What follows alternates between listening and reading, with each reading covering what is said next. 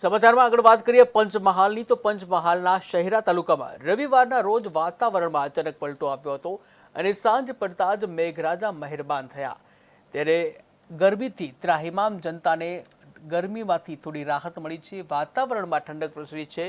બપોરના સમયે તાપમાનનો પારો છે ઊંચો જતો રહ્યો હતો। લોકો હેરાન પરેશાન બન્યા હતા, પરંતુ સાંજના સમયે વાદળછાયું વાતાવરણ થયું અને વરસાદ પડતા ગરમીમાંથી રાહત મળી હતી। જો કે વાતાવરણમાં આવેલા પલટા સામે ખેડૂતો ચિંતિત દેખાઈ રહ્યા છે। ખેતરોમાં ઉગેલ શાકભાજી સહિતના પાકો ઉપર વરસાદી અસર ન થાય તે દિશામાં ખેડૂતો ચિંતામાં મુકાયા છે।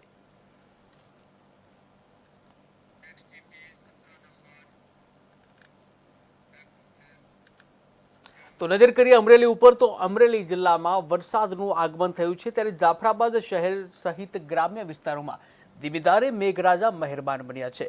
વિશેષ કરીને જાફરાબાદના કોસ્ટલ બેલ્ટના વઢેરા, કડિયાળી, નાગેશ્રી, બાબરકોટ તેમજ હેમાળ જેવા વિસ્તારોમાં પણ ધીમી ધારે વરસાદ વરસવાનું શરૂ થતા લોકોમાં ખુશી જોવા મળી છે।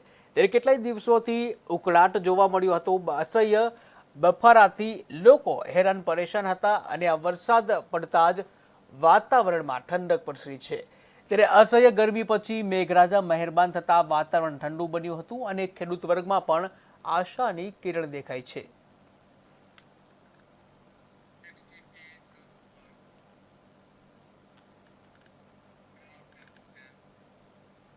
તો નજર કરીએ જૂનાગઢ ઉપર તો જૂનાગઢના ગીર નેશનલ પાર્ક અને ગીર નેચર સફારીમાં આજથી સિંહોનું વેકેશન શરૂ થયું છે। ત્યારે દર વર્ષની જેમ આ વર્ષે પણ ચોમાસાના સમયગાળામાં સિંહો માટે 4 મહિનાનું વેકેશન આપવામાં આવ્યું છે। આ વેકેશન સિંહોના મેટિંગ પીરિયડ છે આ મેટિંગ પીરિયડને ધ્યાનમાં રાખી અને વેકેશન આપવામાં આવે છે, જેથી તેઓને શાંતિપૂર્ણ વાતાવરણ મળી રહે। ત્યારે આ વેકેશન દરમિયાન 16 ઓક્ટોબર સુધી પ્રવાસીઓ સિંહ દર્શન કરી શકશે નહીં। જૂનાગઢ સ્થિત ગીર નેચર પાર્ક સફારી પાર્કમાં પણ આ સમયગાળા માટે પ્રવાસીઓને નો એન્ટ્રી હોય છે, એટલે કે તેઓ માટે પ્રતિબંધ હોય છે। ત્યારે પ્રવાસીઓએ 16 ઓક્ટોબર પછી જ સિંહ દર્શન માટે આવવા જેવી યોજના છે।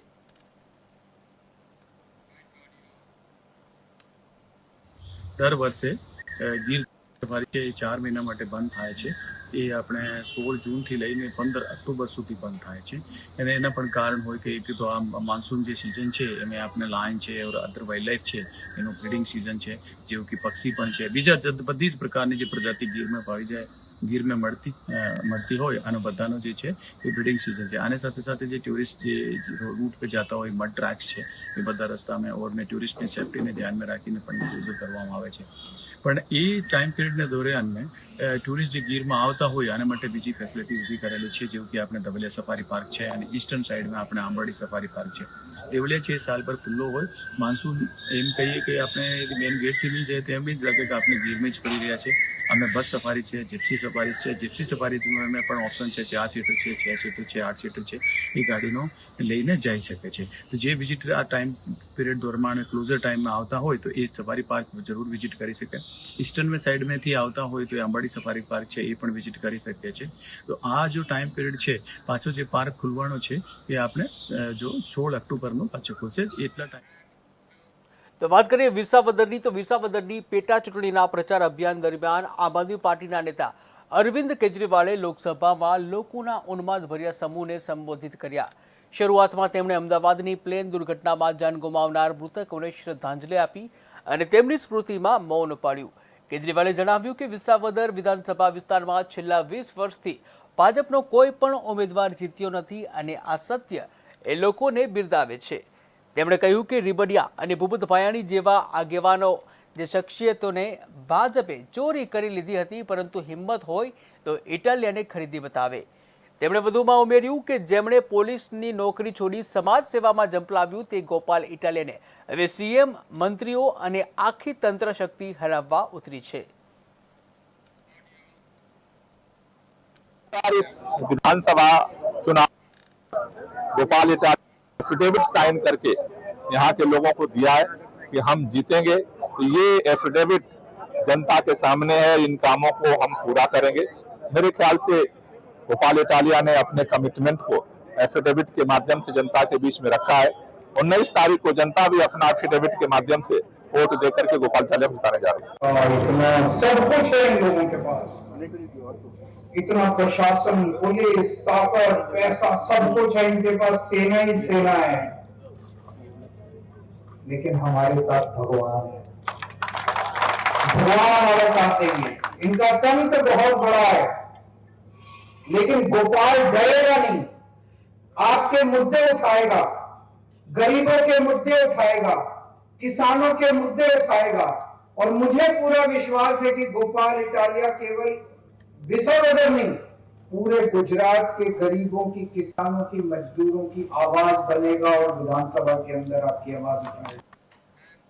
તો વાત કરીએ આમોદની, તો આમોદ શહેરના ભરૂચ જંબુસર મુખ્ય માર્ગ પાસે આવેલા જર્જરિત એસટી ડેપોની જમીન દોસ્ત કરી અને નવીનીકરણ કામમાં જે ગોબાચારીના ઘંકાટ ઉઠ્યો છે, ત્યારે લાખો રૂપિયાની સરકારી ગ્રાન્ટ હેઠળ ચાલી રહેલી કામગીરીમાં મટીરિયલની ગુણવત્તા અને કોન્ટ્રાક્ટરના વર્તન સામે ગંભીર સવાલ ઊભા થયા છે.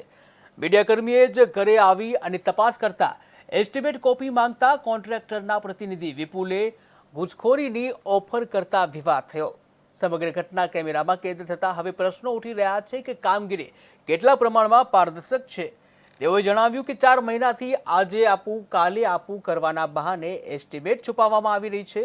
ત્યારે હદ તો ત્યારે થઈ કે જ્યારે ડ્રેનેજના તળાવમાં ખોદેલી જે ગંદકી છે, ખોદી લવાયેલ જે ગંદકી, પીળી માટી અને ભરાતી જોવા મળી છે, ત્યારે જે કામગીરીની ગુણવત્તા સામે પણ ગંભીર શંકા ઊભી કરી રહ્યું છે.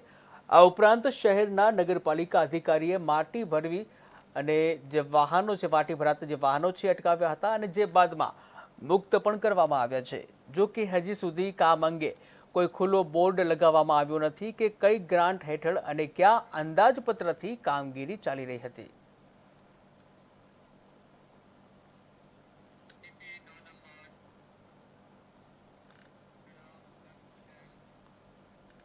તો હવે વાત કરીએ સાબરકાંઠાની. સાબરકાંઠામાં બ્રહ્મશક્તિ સેના દ્વારા ખેડબ્રહ્મા ખાતે ધ્વજારોહણ સંકલ્પ યાત્રા 3નું આયોજન કરવામાં આવ્યું.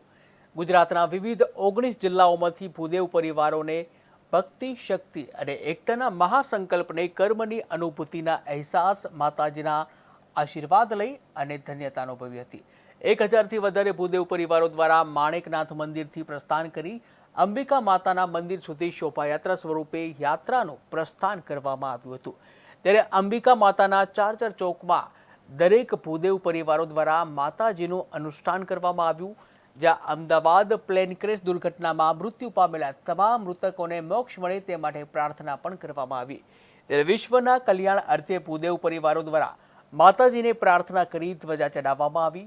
ત્યારે આ પ્રસંગે બ્રહ્મશક્તિ સેનાના પ્રદેશ સંયોજક જપિન ઠાકર, યુવા અધ્યક્ષ હર્ષુ પંડ્યા, ઉત્તર ગુજરાતના ઝોન પ્રભારી શ્રી કુંજન દીક્ષિત, જિલ્લા પ્રમુખ શ્રી કલ્પ ત્રિવેદી, બ્રહ્મશક્તિ સેના તાલુકા પ્રમુખ અને શહેર પ્રમુખ અને તમામ હોદ્દેદારો સંકલનમાં રહી કાર્યક્રમને સફળ બનાવ્યો હતો.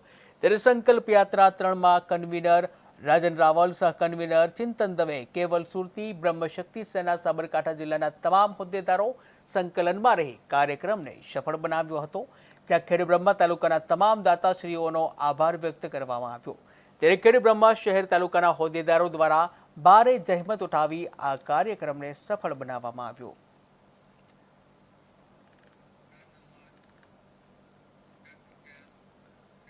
તો જસદણ શહેરના શિવશક્તિ સોસાયટીમાં વર્ષોથી રહેતા અને બાબરા તાલુકાના વાંકિયા ગામમાં વર્ષોથી નિષ્ઠાથી શિક્ષકની નોકરી કરીને અંદાજે 3 વર્ષ પહેલા વય મર્યાદાને લઈ અને નિવૃત્ત થયા હતા અને હાલ અત્યારે જસદણ તાલુકાના નહીં પરંતુ સૌરાષ્ટ્રમાં સારા કથાકાર તરીકેની નામના ધરાવતા મહેશભાઈ વ્યાસ જસદણથી વાંકિયા કામ અર્થે જઈ રહ્યા હતા અને વાંકિયાથી જસદણ તરફ પાછા ફરતા જે કલોરાણાના પાટિયા પાસે બાઇક સ્લીપ થઈ જતા ઘટના સ્થળે જ કમકમાટી ભર્યું મોત નીપજ્યું હતું.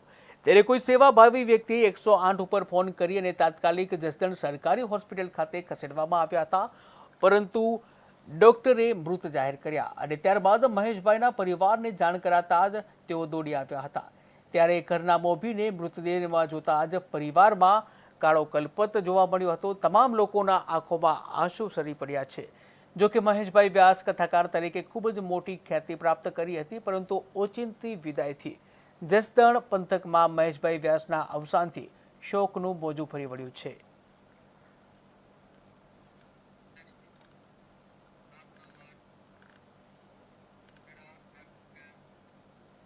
તો નજર કરીએ સુરત ઉપર, તો સુરત જિલ્લામાં વર્ષના પ્રથમ વરસાદે તંત્ર છે તંત્રની કામગીરીની પોલ ઉગાડી નાખી છે.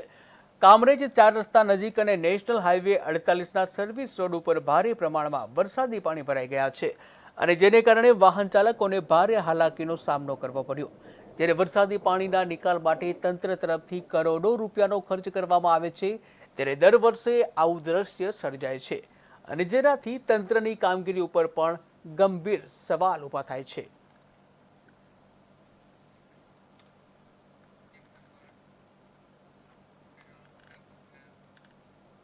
સુરત જિલ્લાના વાતાવરણમાં અચાનક ફેરફાર જોવા મળ્યો, જ્યાં બપોર સુધી તાપમાન ખૂબ જ ઊંચું હતું, ત્યારે ભારે બફારાથી લોકો પણ પરેશાન હતા. પરંતુ સાંજ પડતા જ વાતાવરણમાં પરિવર્તન આવ્યું. વીજળીના કડાકા ભડાકા સાથે ધોધમાર વરસાદ શરૂ થઈ ગયો.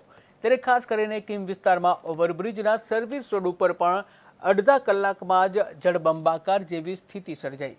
વીજળીના સતત કડાકા ભડાકાને લઈને લોકોમાં પણ ભયનો માહોલ જોવા મળ્યો હતો.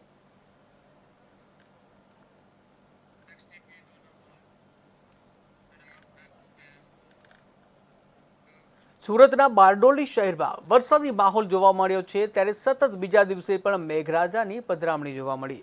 પવનના તેજ હવા વચ્ચે વીજળીના કડાકા ભડાકા સાથે મેઘગર્જના જોવા મળી. વરસાદ ખાબક્યો હતો, ત્યારે બારડોલીમાં અચાનક વાતાવરણમાં પલટો આવતા જનજીવન ઉપર પણ તેની અસર જોવા મળી હતી, જ્યાં વાતાવરણમાં ઠંડક પ્રસરતા લોકોમાં પણ ખુશી જોવા મળી.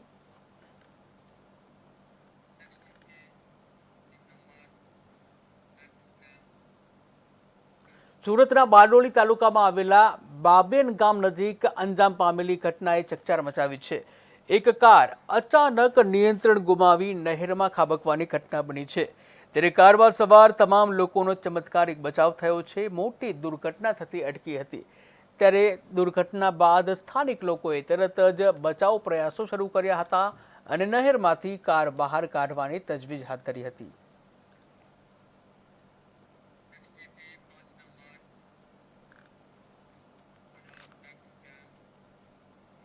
સુરતના ઓલપાડ, બારડોલી, માંગરોળ અને ઉમરપાડા તાલુકામાં 3:30 વાગ્યાની આજુબાજુમાં હવામાનમાં અચાનક પલટો આવ્યો હતો અને સાથે જ વાકલ, વેરાવી, નાંદોલા, વાડી, કેવડી, ઉમરપાડામાં વરસાદ તૂટી પડ્યો હતો. જ્યાં વરસાદ પડતા જ વાતાવરણમાં ઠંડક પ્રસરી હતી, ત્યારે કાળા ડિબાંગ વાદળો જ્યાં કડાકા ભડાકા સાથે વરસાદ પડ્યો હતો, ત્યારે લોકોને વરસાદ પડતા જ અસહ્ય ગરમીમાંથી રાહત મળી હતી અને જ્યાં જે ગરમી છે અસહ્ય ગરમીમાંથી રાહત મળતા લોકોમાં ખુશીનો માહોલ પણ જોવા મળ્યો હતો.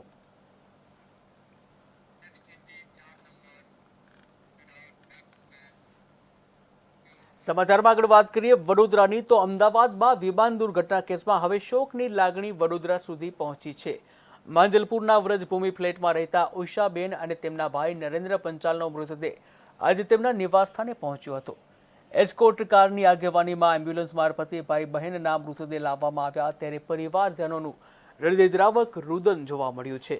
શોકમગ્ન પરિવાર મૃતદેહને વળગી અને રડતો રહ્યો, ત્યારે માંજલપુરના મુક્તિધામ સ્મશાન ઘાટ ખાતે બંનેને આજે અગ્નિદાહ આપવામાં આવ્યો. જ્યાં પ્લેન દુર્ઘટનામાં મોતને ભેટેલા કુલ 27માંથી આજે 5 મૃતદેહો વડોદરા લાવવામાં આવ્યા.